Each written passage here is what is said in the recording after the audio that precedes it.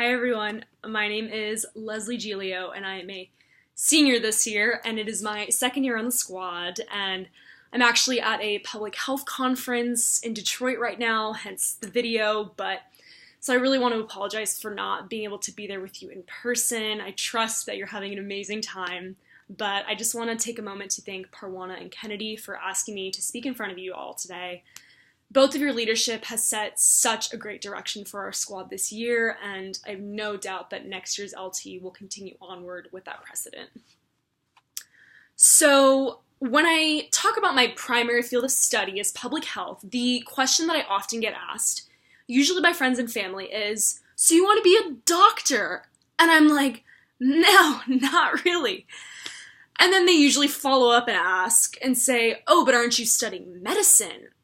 At which point, I usually have to take a deep breath to acknowledge how much it pains me that in 2019, people still don't know what public health is. And for those of you who don't, no worries, it's fine, I'll pardon you this time. And in 3 words for me personally, I could describe public health as prevention, equity, and social justice.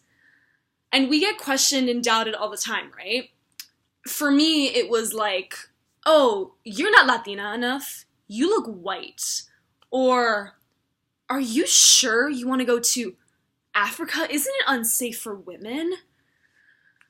Our identities, our abilities, and our passions are put into question by others who often speak out of well-intention, but from misinformed perspectives and privileged positions of power. And I'll be honest, it hurts. It causes a temporary doubt in ourselves, a sort of reevaluation of our goals, if you will. And I know that this happens to all of us. It's human to want to feel accepted and validated, especially when it's from those who are near and dear to us. But the truth is, at the end of the day, it does not matter what field of work you end up doing. But always ask yourselves 2 things. Is this work fulfilling to me and giving my life purpose? And equally or more importantly, am I benefiting others? So, starting with, is this work fulfilling me? My first 2 years as an undergrad, as was the case for many of you, I was completely lost. I did not like my classes. I did not do well, evidently. I earned many C's in science classes, was not a fan of chemistry, not bio, nor OChem, and I was stressed out of my mind almost all the time. And thought so many times that I had to change my major, that I was not in the right place. And then I took my first public health class, spring quarter of my freshman year, and my heart was absolutely set on fire. I needed to know everything that I could about this field, and I could not stop.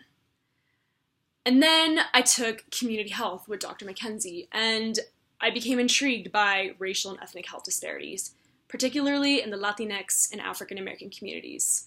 And I took it upon myself to learn a more accurate history of the U.S. that had been denied of me in my education thus far, so that I could have a better understanding of why these disparities occurred to begin with. And I added an ethnic studies minor. I then decided that I wanted to refine my Spanish as much as possible so that I could go out into the Latinx community and not only work in partnership with community, but give a voice to those who are voiceless. And I added a Spanish major. Today, in the midst of a political climate filled with anti-immigrant rhetoric, I am evaluating the health needs of immigrants in Santa Clara County. And as a first-generation American and a daughter of a Mexican immigrant and Argentinian immigrant with Italian roots, this is not just research to me. This is me fulfilling my life's passion and vocation and giving back to my community and my roots, which takes me into benefiting others. So we all know that Santa Clara loves to preach its values, which I know you all have drilled into your heads by now, either through reflection essays, probably hundreds of them, or pathway essays, maybe 2 or 3, depending on how many times yours got rejected. But the value that I find particularly important is service to others. Because if we are not benefiting our communities, quite honestly, we're doing a disservice to society and we're doing a disservice to ourselves. Think about this. Only 7% of the world has a college degree, and globally, even less of that for women. Although, we do know that women have surpassed 9 with 4-year degrees in the United States. So, This past summer, I worked as a global fellow promoting women's education and empowerment in the Gambia, and I was very fortunate to have met countless inspiring young women who were equally or more qualified than I was, and who would kill to have the opportunities and education that we have here in the United States. We hold an extreme privilege in being here at this institution, studying what we get to study. And with that privilege comes great responsibility. A responsibility to the Santa Clara community we serve each night to provide high-quality emergency medical care. And a responsibility to the communities that we will go out to serve, whether as a physician, PA, nurse, MPH, MSW, MBA degree, you name it. The people on this squad, as has been voiced a million times by now, are truthfully some of the most caring, empathetic, dedicated, and brilliant people I've met in my time here at Santa Clara and honestly in my life. You are all leaders on this campus, and I have no doubt that you'll go on to be leaders once you get out into that world.